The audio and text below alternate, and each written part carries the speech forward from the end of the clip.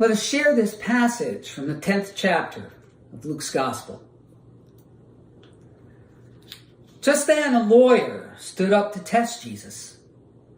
"Teacher," he said, "what must I do to inherit eternal life?" And Jesus said to him, "What is written in the law? What do you read there?" The lawyer answered, "You shall love the Lord your God with all your heart, and with all your soul, and with all your strength, and with all your mind, and your neighbor as yourself." And Jesus said to him, "You have given the right answer. Do this, and you will live."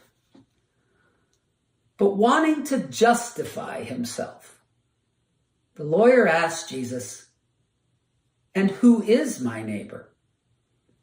And Jesus replied, "A man was going down from Jerusalem to Jericho and fell into the hands of robbers, who stripped him, beat him, and went away, leaving him half dead.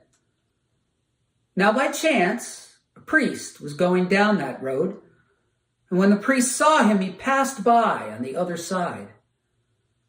So likewise a Levite, when he came to the place and saw the man, passed by on the other side. But a Samaritan, while traveling, came near him. And when the Samaritan saw him, he was moved with pity. The Samaritan went to him and bandaged his wounds, having poured oil and wine on them. Then he put him on his own animal, brought him to an inn, and took care of him.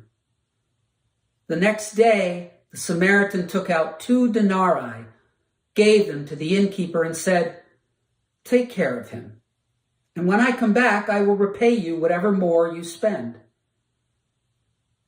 "Which of these 3 do you think," Jesus asked the lawyer, "was a neighbor to the man who fell into the hands of the robbers?" And the lawyer said, "The one who showed him mercy." And Jesus said, "Go and do likewise."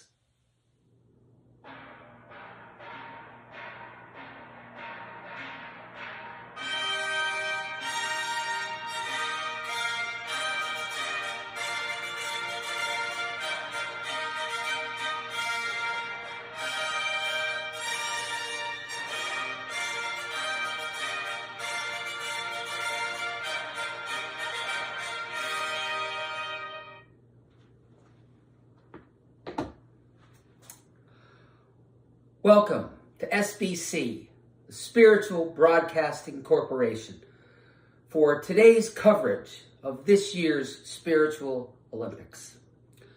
But before we get into today's events, we take a look back at one of the most memorable moments in the history of these Olympics, the classic match between the Judean lawyer and Jesus of Nazareth.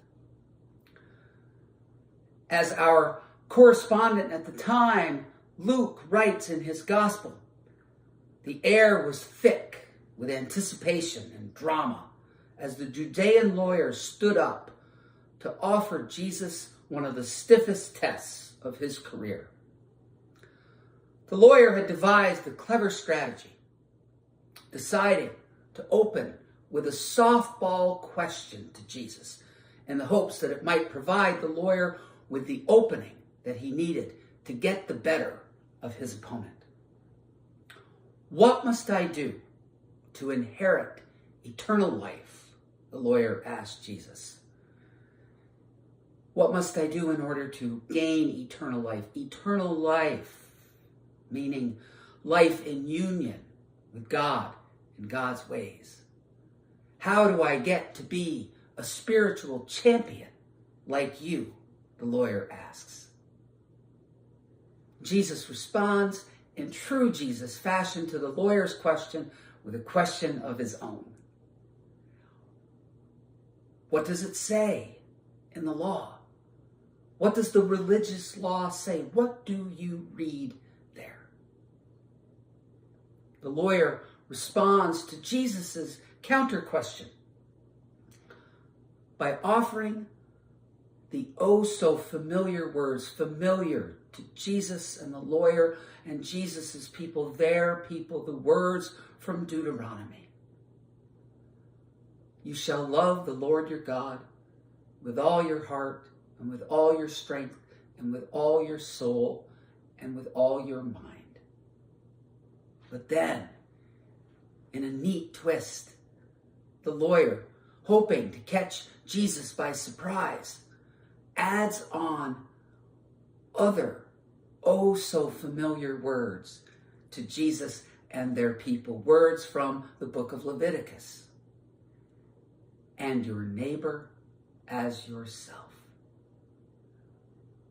But the Nazarene, Jesus, is unfazed.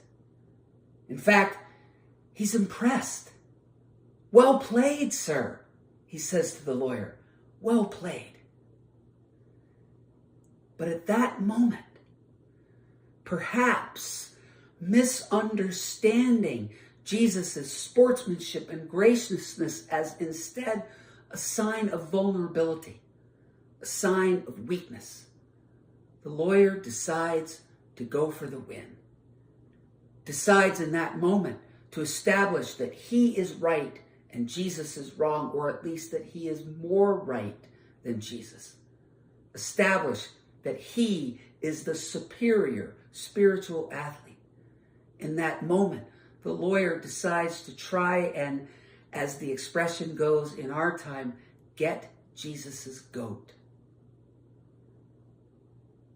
But instead of getting Jesus's goat, the lawyer's question gives Jesus the opening that he needs to prove once again that he is a goat. As another expression from our time puts it, a greatest of all time. A greatest of all time spiritually. Playing to one of his greatest strengths, Jesus responds to the lawyer's challenge with a story. A story that 2,000 years later is still one of the most memorable moments in spiritual Olympics history. Jesus tells a story about a man who is traveling from Jerusalem to Jericho, a journey of about 18 miles downhill. On the way, the man is robbed, beaten, and left half dead on the side of the road. Sometime later, a temple priest is making that same journey, sees the victim, but passes by. After that, a Levite, a temple assistant, also making that journey, also sees the victim and also passes by. But then along comes a Samaritan. And the Samaritan sees the victim and stops. The Samaritan stops, administers first aid, and then takes the victim to an inn and pays for his recovery. And then Jesus asks the lawyer, which of these three was a neighbor to the man? The gasps from the crowd are audible. What? A Samaritan stopped and helped? Samaritans practiced a rival version of Judaism from the lawyer and the crowd and Jesus. A Samaritan stopped and helped the man when two of our religious leaders didn't? No way. No way. But the lawyer knows. The lawyer knows that he has played right into Jesus' hands. The lawyer knows, yes way. And so he responds to Jesus' question. softly, head lowered. The one who showed him mercy. And then Jesus puts the finishing touches on that memorable spiritual Olympics moment by saying to the lawyer and to the crowd and to all of us, go and do likewise. Go and do likewise. And with that classic story,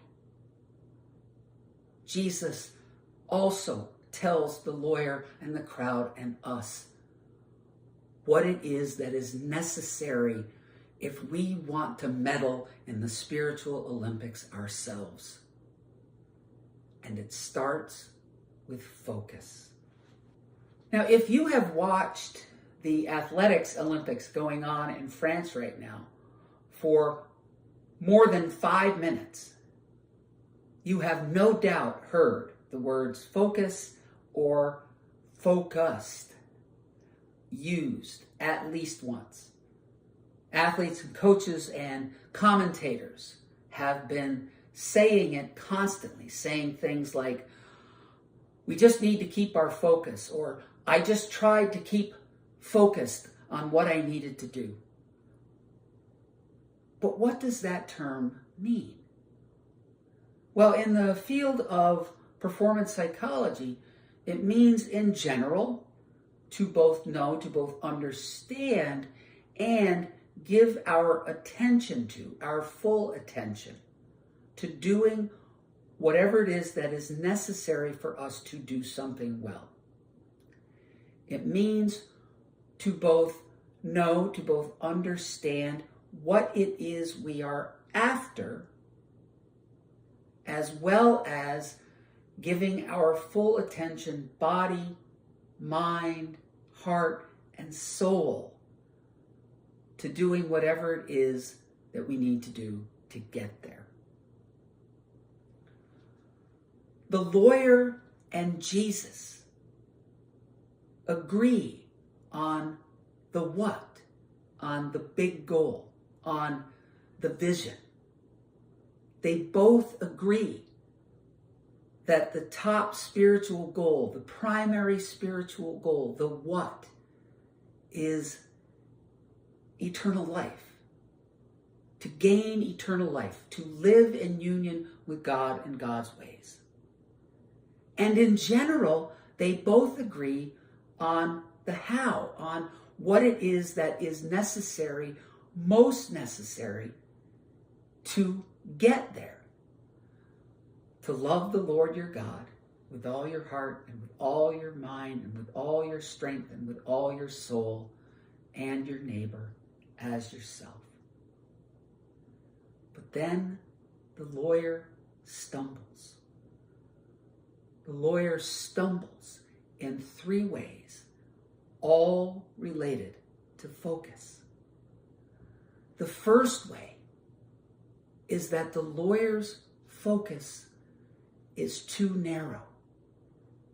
And what I mean by that is his definition of neighbor is too narrow. His definition of neighbor does not include the Samaritans. It does not include the other team.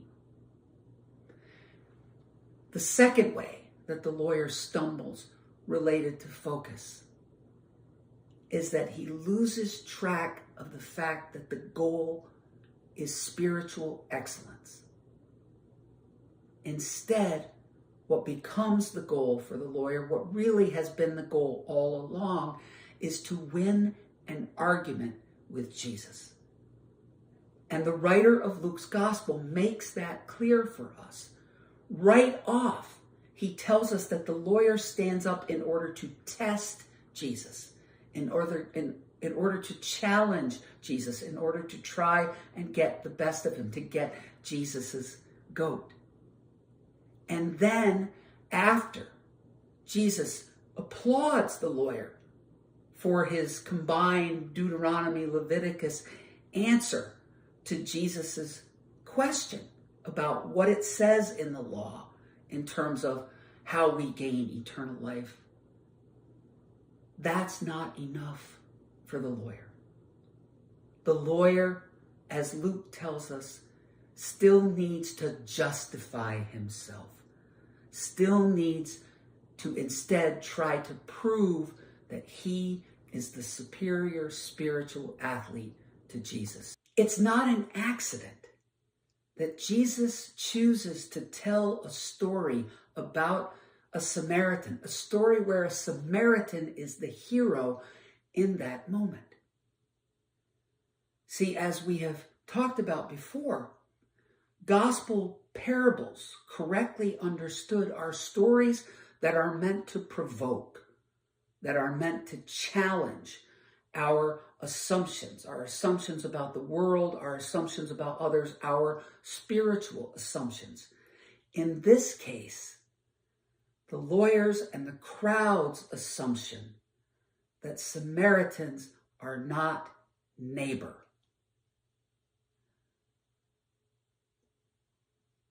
And therefore, they are not among those who the lawyer and the crowd are called on by God to love our neighbor as ourselves. Love, as we discussed last week in the language of the Bible, meaning most of all, self-giving action. Like, for instance, stopping to help a robbed, beaten, half-dead guy on the side of the road. And while some scholars have suggested that the priest and the Levite passed by in order to be compliant with the religious law, in order to avoid being contaminated by the victim's blood, and therefore made ritually unclean and unable to perform their temple duties.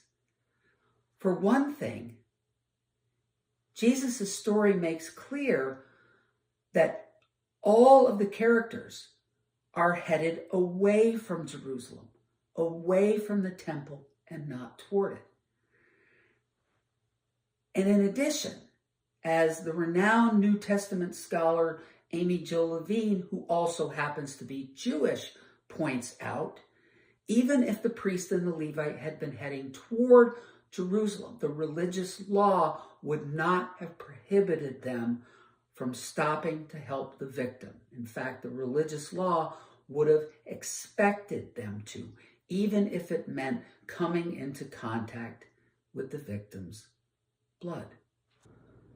Jesus' point is simply that the priest and the Levite just don't stop to help. And that the only one who does, the only one who is a neighbor, is the one who the lawyer and the crowd don't see as a neighbor. And that is the third way in which the lawyer stumbles in his encounter with Jesus that is related to focus. The lawyer is asking the wrong question, or at least his focus is on a lesser question. It's not that the question, who is my neighbor, doesn't matter. It does, but for Jesus and the God he embodies, the answer is pretty simple. Our neighbor is everybody who is not us. Instead, the bigger, wider, deeper spiritual question is, who acts as a neighbor? Are we a neighbor? Do we offer self-giving love, love as action to others, to all others? That, Jesus says, is the main question. That is the question that should be at the heart of our hopes, our attempts to realize spiritual excellence. That is the question Jesus says we need to keep our focus on in order for us to realize the ultimate goal of eternal life, union with God and God's ways, spiritual excellence. But it is also a question we need to keep our focus on in order to realize other important spiritual goals, especially in this time. Like, for instance, bringing down the temperature in our nation, in our society. But how? How do we keep our focus on being a neighbor in this time of division and disagreement and discord? How do we keep our focus on that essential spiritual question? Well, again, as I have said the last 2 weeks, as I will say in a moment, and as I will surely say one more time next Sunday in the last of this 4-week series on that theme of bringing down the temperature, there are no grand gestures, just smaller ones, repeated faithfully over and over. Like, for instance, never forgetting that Jesus and the God he embodies are not on our team. That instead, they are the team, and we are called to be with them on that team. Another small thing we can do is to remember the difference between what we can actually control and what we can't. We can't change another person's beliefs, but we can stop by the side of the road to help. We can't change another person's mind, but we can change a bandage. One of the most important details in the story that Jesus tells is that he gives us no information at all about the victim. No information at all. We don't know anything about the victim other than the fact that he needs help. And given that, whose spiritual worldview, whose beliefs, whose spiritual attitudes do we think that the victim would be more open to listening to and receiving in the end? The priests and the Levites who refused to stop and help, or the Samaritans? A third way which can help us keep our spiritual focus is to ignore the hype. If we see a newspaper or magazine headline or an email subject line or one of those scrolls along the bottom of a TV screen using words or phrases like outraged, or the internet is losing its mind over, or everybody is disgusted by, stop, take a second, and ask ourselves, really? Really? An entire population of people is outraged about something? The entire internet is losing its mind about this or that? Everybody is disgusted by whatever? Really? Remember, The lawyer tried to get Jesus's goat, just like those who use those kinds of phrases are trying to get ours. But Jesus refuses to get sucked in. And then lastly, once again, remember, the goal is excellence, spiritual excellence, not winning. What the best performers understand is that as much as they want to win as much as that lawyer, want to win body, heart, mind, and soul, they also recognize that that is a lower standard. It is a lower standard than striving for excellence, because they realize that there are times when you can still win and not perform very well. But if you keep your focus on excellence, on performing as well as possible, as consistently as possible, then we will be successful a whole lot more than not. Focus on spiritual excellence, Jesus says. And being a neighbor is the key to spiritual excellence. So go and do likewise.